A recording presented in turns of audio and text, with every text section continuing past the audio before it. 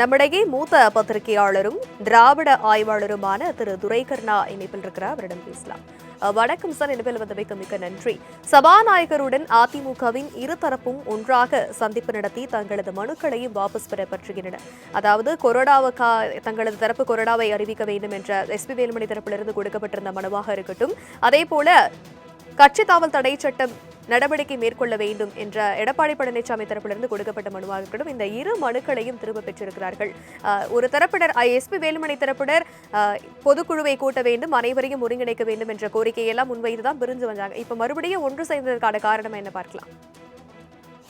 2 வாரங்களாக அண்ணா திராவிட முன்னேற்ற கழகத்தில் ஏற்பட்ட பிரச்சனைகள், குழப்பங்களுக்கு ஒரு தீர்வு கிடைச்சிருக்குன்னு பார்த்திருக்கலாம்.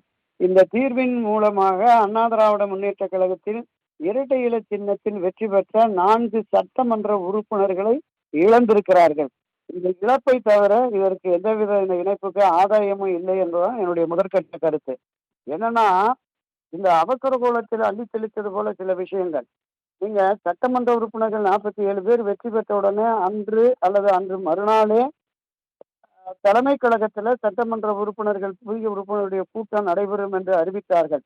அந்த கூட்டத்தை அறிவித்தபடி முறைப்படி நடத்தி கட்சியின் பொதுச் செயலாளர் இருக்கிற எடப்பாடி பழனிசாமி அனைவரையும் சமாதானப்படுத்தி இந்த கட்சிக்கு சட்டமன்ற குழு தலைவராக எடப்பாடி பழனிசாமி, கொறடாவாக அக்ரி கிருஷ்ணமூர்த்தி இதை தேர்ந்தெடுத்து அதை முறைப்படி கொண்டு போய் அங்க கொடுத்துருக்கணும்.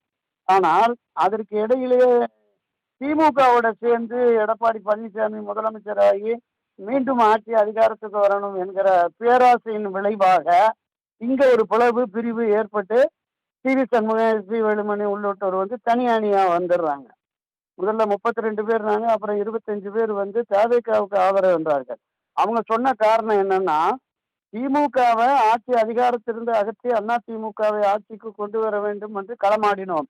ஆனால் துரதிருஷ்டவசமாக நாம் தோற்றுவிட்டோம். திமுகவை தோற்கடித்து ஆட்சிக்கு வந்திருக்கிற தவேகாவுக்கு ஒரு நிபந்தனையற்ற ஆதரவை வழங்குவோம் அப்படிங்கிற அடிப்படையில் நாங்கள் ஆதரவு வழங்கணும் அப்படின்னு சொல்லி நம்பிக்கை தீர்மானத்திற்கு வாக்களித்தார்கள். இந்த பக்கம் ஒரு கொறடா, இந்த பக்கம் ஒரு சட்டமன்ற குழுவர், அந்த பக்கம் எடப்பாடி தரப்புல இருந்து ஒரு தலைவர், ஒரு கொறடா கொண்டு போய் மாறி மாறி இவர்கள் இருவருமே தகுதி நீக்கம் செய்யுங்கன்னு கொடுத்தாங்க. அது மிக சாமர்த்தியமாக பேரவைத் தலைவர் திரு ஜேசிடி பிரபாகர் இது தொடர்பான முடிவை நான் இன்னும் எடுக்கவில்லை, பரிசீலனையில் தான் இருக்கிறது, மீண்டும் சட்டமன்றம் கூடுகிற பொழுது அங்க இது தொடர்பாக அறிவிக்கிறேன் அப்படின்னு சொன்னாரு. அது இவர்களுக்கு ஒரு சாதகமாகவும் போயிடுச்சு.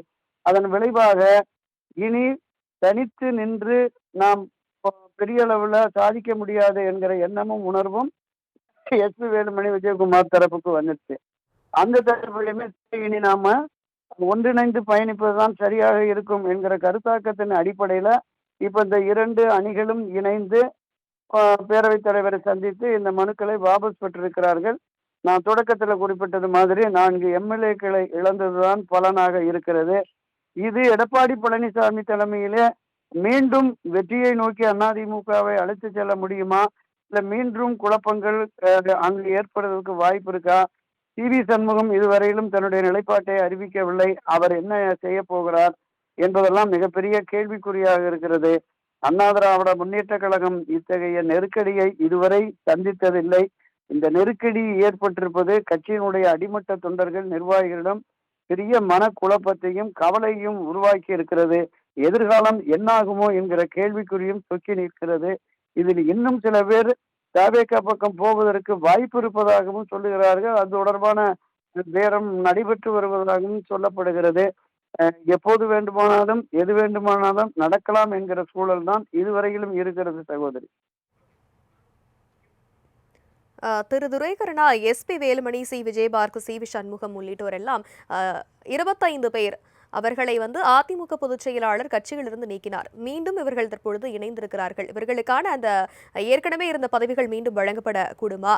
கட்சியில இன்னும் கொறடாவும் சட்டப்பேரவை தலைவரும் அறிவிக்கப்படவில்லை. அது எப்போது அறிவிக்கப்படும் என எதிர்பார்க்கலாம்?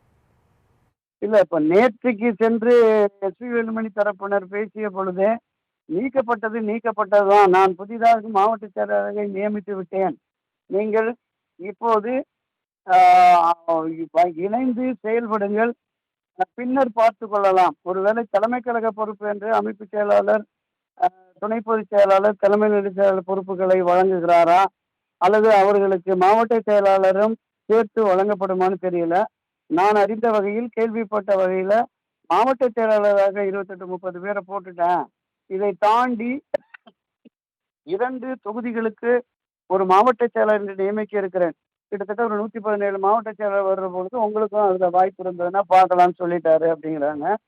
ஸோ அவரு எடப்பாடி பழனிசாமி பொறுத்தளவுல அவர் தன்னுடைய அந்த பிடிவாதத்தன்மையை, எதேச்சதிகார போக்கை, சர்வாதிகாரத்தனத்தை இன்னும் கைவிடவில்லை. இது கட்சியை இன்னும் மேலும் பலவீனப்படுத்தும் என்பதுதான் என்னுடைய பார்வை, கருத்து சகோதரி. இணைப்பில் வந்து உங்களுடைய கருத்துக்களை பகிர்ந்தமைக்கு நன்றி திரு துரைகருணா.